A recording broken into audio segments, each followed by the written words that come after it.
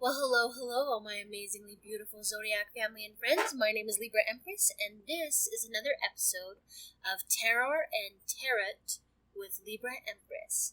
Today we are going to be watching 3 true sleepover horror stories animated by IMR Scary Tales. Without further ado, let's get started.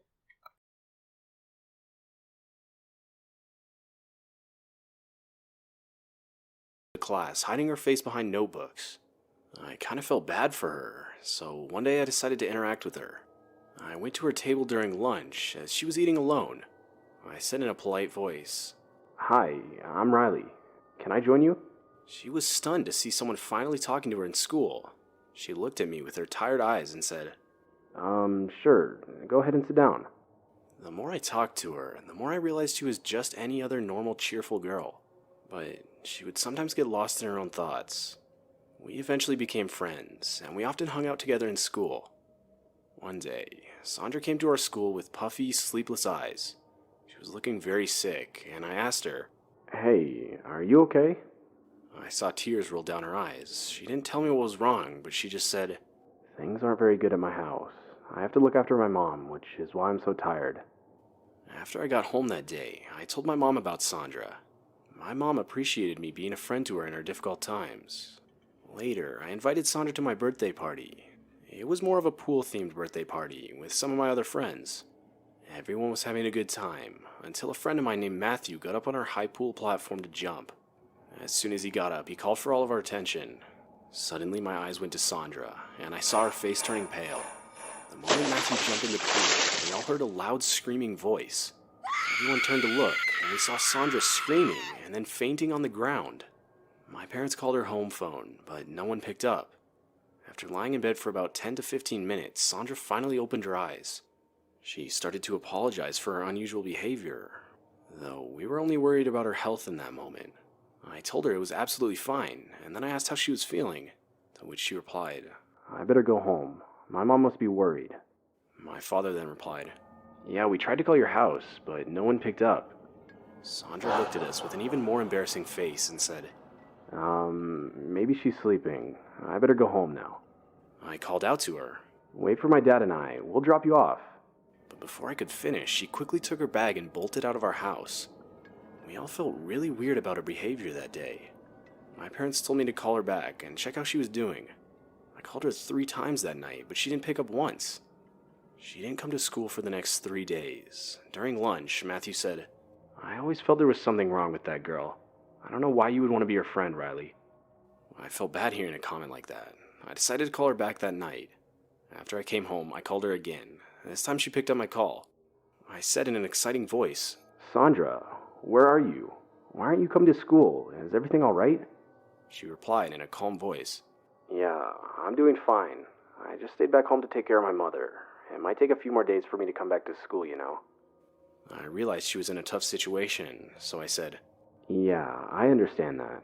Listen, I was thinking I could bring you the class assignments myself. I was thinking I could stay over so that I could help you regarding the studies."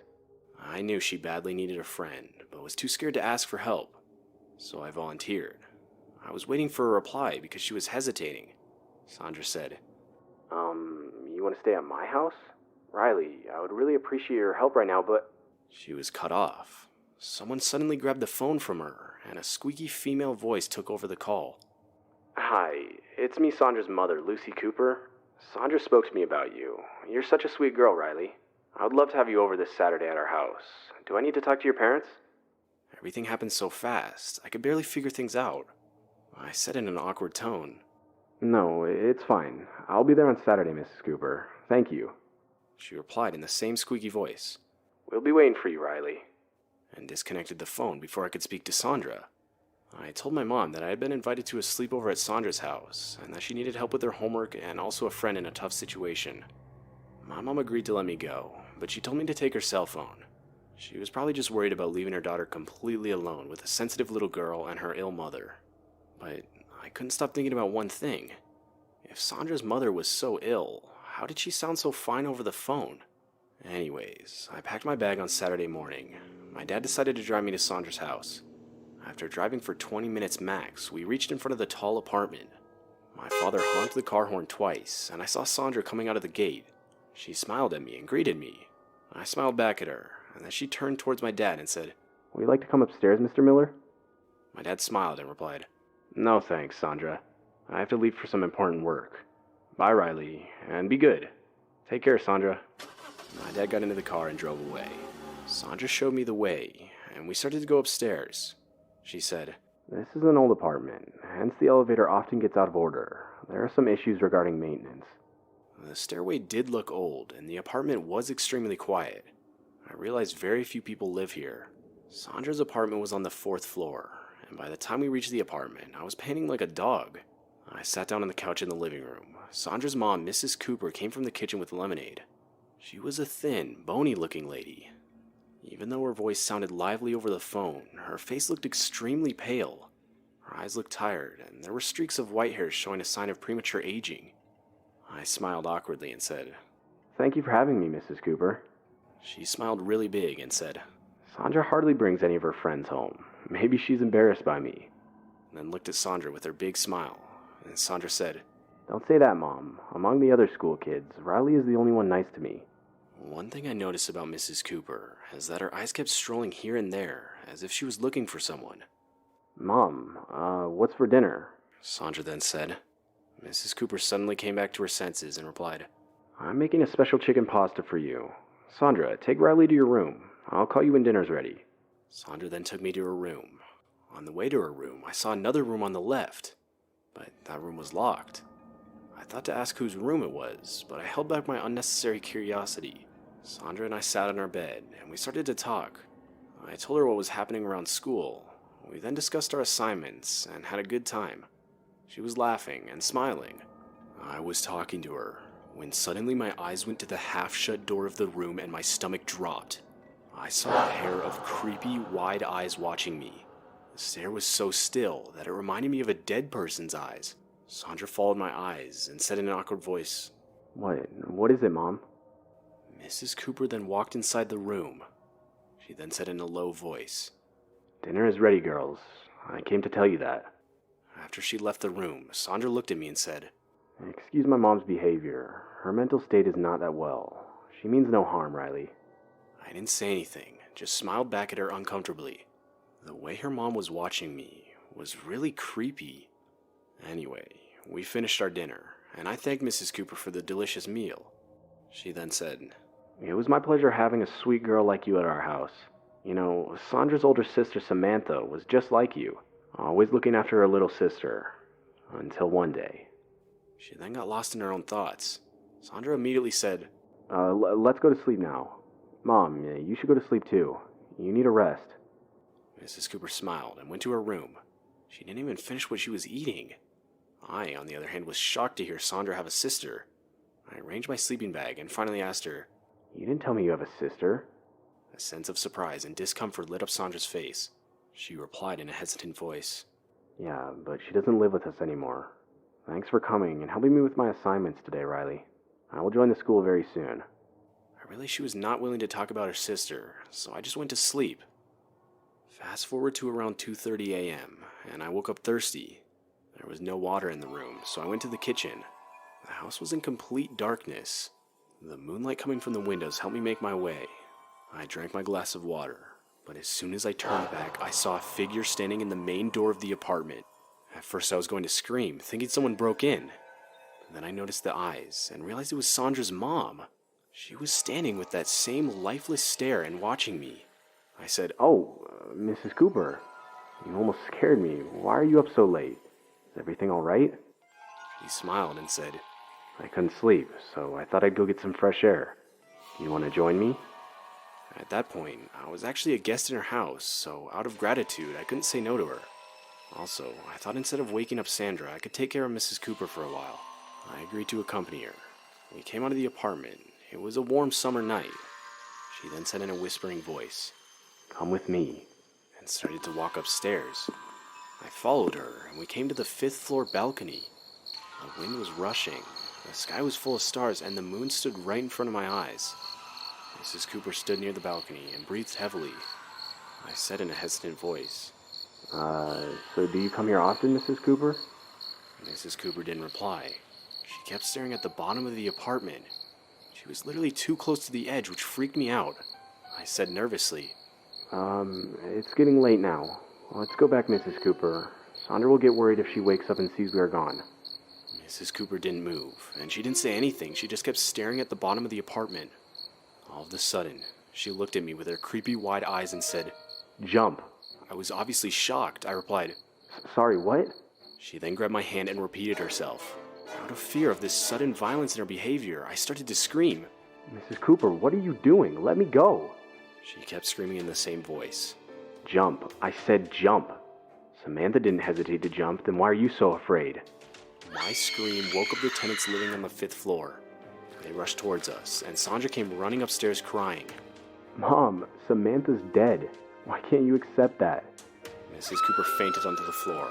After screaming for one last time, I called my parents instantly, and they took me home that night. My father arranged an ambulance and admitted Mrs. Cooper to the hospital. Sandra is now living with us until her mom gets well. We came to know that 2 years back, her older sister Samantha jumped from the 5th floor balcony and committed suicide. Her mom couldn't take the shock and turned out to be delusional. If I'm being honest, I feel really bad for them. It was both sad and scary to see what the loss of a loved one did to their family.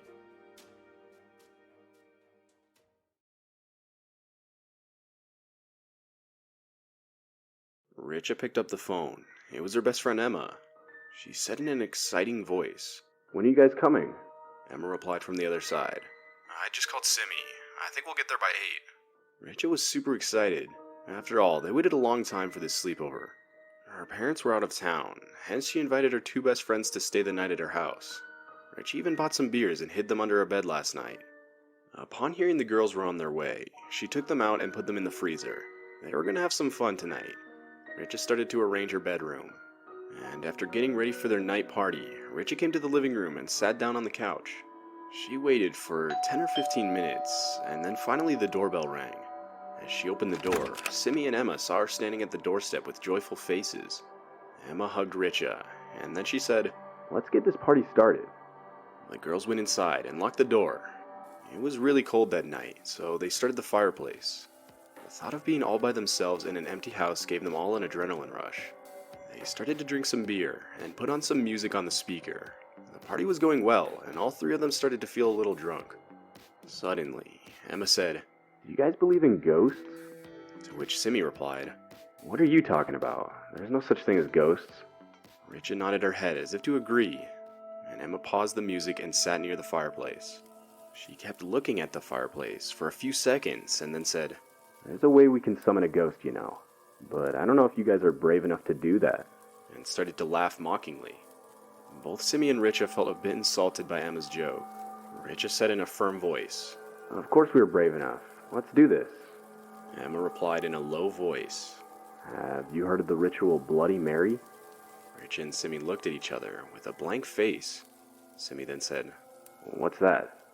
Without taking her eyes from the burning flame of the woods inside the fire, Emma said in a spooky voice, "Bloody Mary is an urban legend. People say, if you stand in front of a mirror with a candle in your hand and say Bloody Mary 3 times, you'll see this horrible-looking woman in the mirror smiling at you. You guys want to try it?" Richa got scared hearing the story, but she tried to put on a brave face in front of her friends. She didn't want them to think of her as a coward. Simi said, "Yeah, let's do it. I'll go first, but I don't think anything's going to happen." Emma got up and switched the light in the living room. There was a big mirror on the wall in the living room. Richa lit a candle and handed it to Simi. They were all a bit tense. The entire house was in the dark, with the only light coming from the candle in Simi's hand. The chilly wind going outside made the ambience even scarier. Simi stood in front of the mirror while Richa and Emma stood right beside her. Emma said in a low voice, "Now, say Bloody Mary 3 times if you dare." Simi looked in the big oval mirror. She could see her tensed face and the back of the living room area in the mirror reflection. She paused for a few seconds and then said in a low voice, "Bloody Mary, Bloody Mary, Bloody Mary." As soon as she finished uttering those words, the big glass window in the living room banged open, making a loud noise. A gush of cold wind came from the room and put out the only light in the house, which was the candle in Simi's hand. And that's when they heard the spine-chilling scream of a woman. Emma rushed to the switch to turn on the lights. Richard was standing with her hands covering her face in fear. Simi was seen sobbing, sitting on the floor. Emma said in a panicked voice, "You guys hear that?" All of their faces turned pale. Richard responded in a terrified voice, "Who was that? Who was that? Honestly, guys, is this a prank you're trying to pull on us?" Simi got up and said, "Did you guys see the mirror after I said her name?" They all slowly peeked into the mirror, thinking they might see a woman's bloody face just as the legend says. But there was nothing. Nothing except the reflection. Emma laughed in relief and said, "We might have just imagined the scream. I mean, this was just a story. Honestly, I was just trying to scare you guys. I knew this wasn't real." But before she could finish her words, Richa screamed in terror and Simi fainted on the floor. Confused with the reaction, Emma looked to Richa and saw her white, bloodless face staring at her. Emma realized Richa was looking behind her. She slowly turned back, and what she saw made her heart drop to her stomach. The corridor towards the main door lied behind her, and at the end of the corridor she saw a woman. A woman with a terrifyingly bloody face was looking at them. Blood was dripping from her eyes and her nostrils. The woman was wearing a white sleeping gown. Her hands were filled with blood too. She had huge white eyes with a tiny black pupil dot inside them. The woman then smiled, horrifyingly. Her smile was spread from one ear to the other. She said in a demonic voice, "You called for me. Now, here I am. I must take one of you. Who will it be?" And started to laugh hysterically. Emma and Richa felt her laugh didn't even belong to this world. She was utter evil, from outside and inside. They both screamed in fear and started to run upstairs. Richa ran to her room, and Emma followed her. But as soon as they got inside, they locked the door. They heard a loud bang on the door, as if the woman was going to break it down. Richa broke down in tears, sitting in the corner. Emma couldn't keep her mind straight, and out of fear, she jumped from her bedroom window to get out. The next morning, cops were flooding all over Richa's house, all while she sat with her parents and sobbed continuously. Simi was admitted into the hospital for being unconscious for over 24 hours. Emma hurt her back and broke her leg after jumping onto the hard ground. And to this day, none of them know if what they saw that night was the ghost of Bloody Mary or something just made up in their drunken imagination.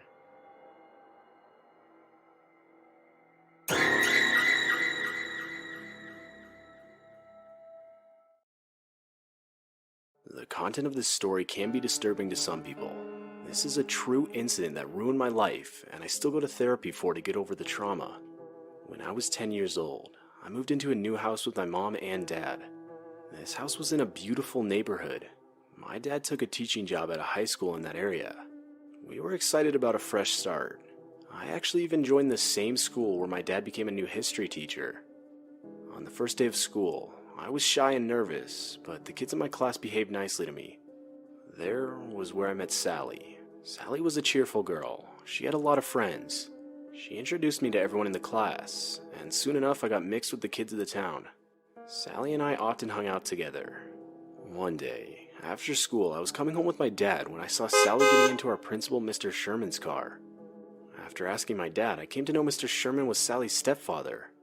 I honestly felt pretty impressed that even after being the daughter of a principal, Sally was still so down to earth. Days passed, and our friendship grew stronger. We started to share secrets. One day, Sally and I were walking down the school corridor when a boy named Rogan accidentally bumped into her. Rogan immediately got up and started to apologize, but just then Sally slapped him and started to scream. I was shocked. I didn't think she would react like that. The teachers ran towards us and took her away. Later that day, Sally and I got called to the principal's office. As we entered, we saw Mr. Sherman sitting on his recliner while Rogan sat opposite of him. I noticed Rogan's cheek. It was still red. Rogan's mom and my dad were standing in the corner looking at us. Mr. Sherman stared at me and said, "Julia, you were the only one who was standing close to both Sally and Rogan. Can you please tell me exactly what happened there?" Before I could start speaking, Sally said in a screaming voice, "He did it intentionally." Mr. Sherman scolded her in a loud voice, saying, "You will not say a single word until you are asked to. Sit down and be quiet if you don't want to be suspended." Sally sat down and started to sob silently. I said in a shaking voice, We were walking, and Rogan slipped accidentally, then bumped into Sally. But he was standing behind her, so there's no way she could have seen him coming." Rogan's mom spoke in a soft voice. "Mr. Sherman, Don't be so hard on your kid. It was just an accident. Sally has always been a really nice girl. Mr. Sherman looked at Sally and said in a cold voice, Apologies to Rogan, now. And if you ever react this way again, I will suspend you for a month. Sally apologized to Rogan, then left the principal's room in tears. Rogan and I both felt bad for her. Sally didn't talk to anyone for the entire day and left for home without even saying goodbye to me. I thought she got angry at me for not supporting her in the morning. After coming home, I even called her. Instead of Sally, her mom picked up the phone this time. Hello? Who is this? She said. I replied, Mrs. Sherman, can I talk to Sally? I'm her friend Julia. Mrs. Sherman replied in an awkward voice. I'm sorry, dear, but Sally's not in the mood to talk to anyone today. I'm sure she'll meet you tomorrow at school. At that point, I was sure Sally was angry with me, and we were never going to be friends again. Next day at school, I was standing on the corridor waiting for Sally, and I saw her coming with Mr. Sherman. Mr. Sherman came to me with her and said, Sally's lucky to have a friend like you. Then smiled and left towards his office. Sally stood beside me and said, I'm sorry for that mess, Julia. I hope we can be friends again. A smile of joy lit my face. I went to go hug her, just when she took a few steps back. She awkwardly said, I have a cold. You better maintain distance for your good. And smiled. I noticed her the entire day, but not once did she cough or sneeze. Her behavior started to feel odd to me. After our classes, Sally and I both stood near the school exit waiting for our parents to take us home. Sally was looking different that day. I could tell from her face that something was bothering her. I asked in a worried voice, Sally, are you alright? Sally suddenly looked at me with wide eyes. She said hesitantly, Why? Why would you ask me that? I'm more than alright, Julia. I'm just tired. I replied. If anything is bothering you, you can tell me. Sally's face turned upset. I realized there was something she wasn't telling me. But before Sally could speak, I heard Mr. Sherman's voice behind me. Why don't you invite your friend over for a sleepover, Sally? She's such a caring and good friend to you. Sally uncomfortably smiled and said, Yeah, you should come someday for a sleepover. I have lots of toys, and we can have fun together. Mr. Sherman then said, Why someday, Julia? Please, come on tomorrow and spend the night with us. I'm sure Sally will be glad to have you. My dad smiled, and I nodded to join her for the sleepover. My mom baked a cake to give to the Shermans. She took me to their house, and they had a beautiful house. Sally's room was honestly amazing.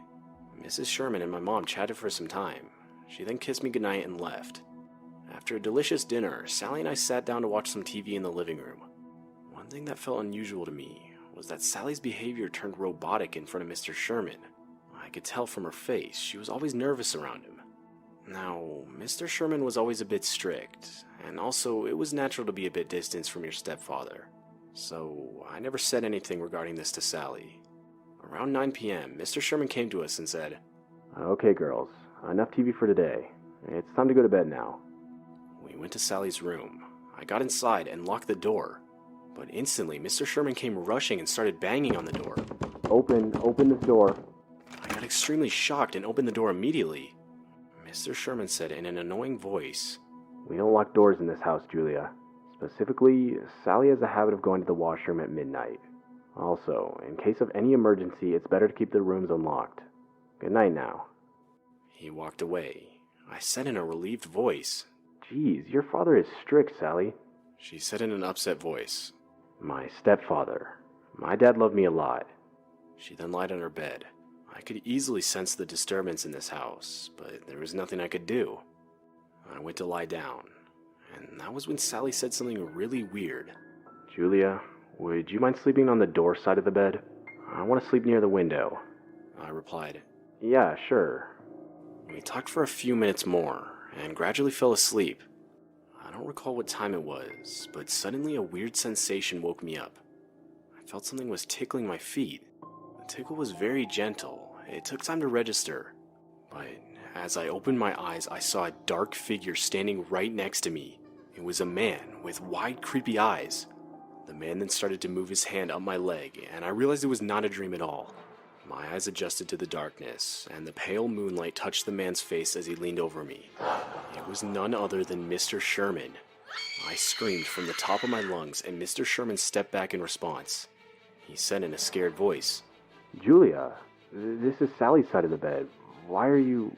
But before he could say anything further, Sally's mom rushed into our room. She switched on the light and got shocked. I was sitting on the bed with a terrified face, and Sally got up crying out loud. Mrs. Sherman said in a panicked voice. What the hell is going on here? Mr. Sherman said in a fumbled voice. I was just checking if the girls were sleeping. But I now understood how he victimized Sally, and why she was so terrified of someone's touch. Sally sobbed and told everything to her mom.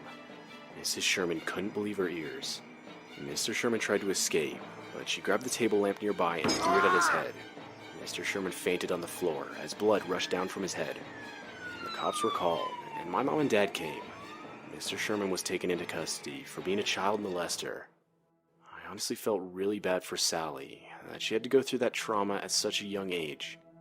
I now realize why that night Sally told me to swap sides. It was nothing but a cry for help.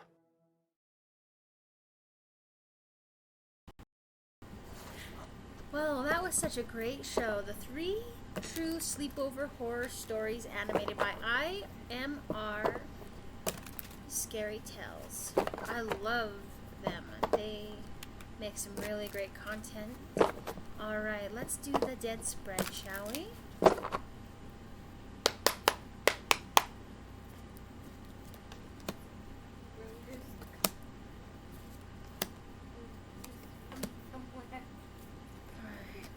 Alright.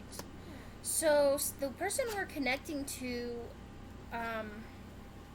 was stuck in a rinse and repeat situation. They're the type that didn't learn from their mistakes and kept going at it.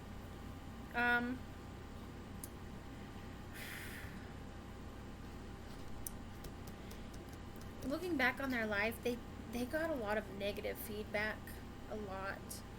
And the lesson that they want to share is to not be afraid, alright, of change or of death, the unknown. The one thing that they wish they had paid attention to more was their spouse or their partner, the people around them. The message they'd like to give is to not be cooped up. There's a fire sign they know who is cooped up. They want them to break out of their shell and to go on adventures. But this person is in mourning. Alright. I love you all. Thank you so much for listening to me. My name is Libra Empress. Please don't forget to hit like, subscribe, and share. And I will see you for next week's Terror and Tarot with me, Libra Empress. Stay safe. I love you all. Please don't forget to hit like, subscribe, and share. And I will see you then. Bye, my beautiful friends.